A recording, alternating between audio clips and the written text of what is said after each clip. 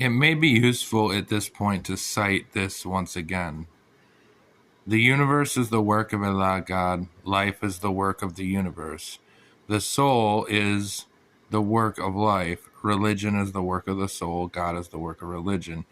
Now, in this jumble of words, you can actually see maybe better in a kind of illustration.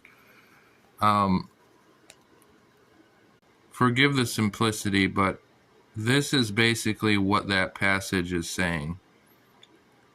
That out here you have the universe is the work of Allah God, which is all-encompassing, just the universe. Life is the work of the universe.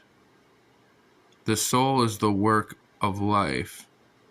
Religion is the work of the soul, and then God is the work of religion, there in the middle.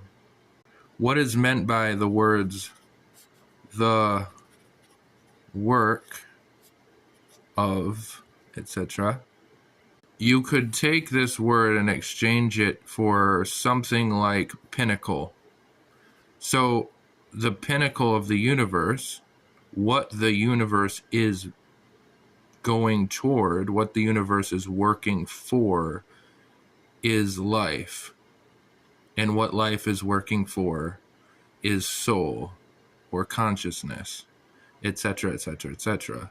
So what this sentence is basically trying to illustrate is that God, Allah God, is both here, if I can get in the dead center, and here.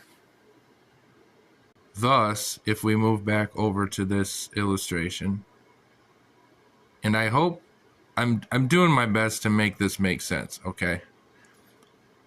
Thus, this center, what we would call the child of God, is the epitome, is the pinnacle, is the zenith of that process. So this sort of God, this dot, which represents the center of all this, is this. You see? In human beings, in their capacity of consciousness and transcendence, and their capacity to be and to see within the system, are the hosts, quote unquote, of that process. They're the expedients of that process, us human beings in consciousness. The consciousness of the birthing the child of God.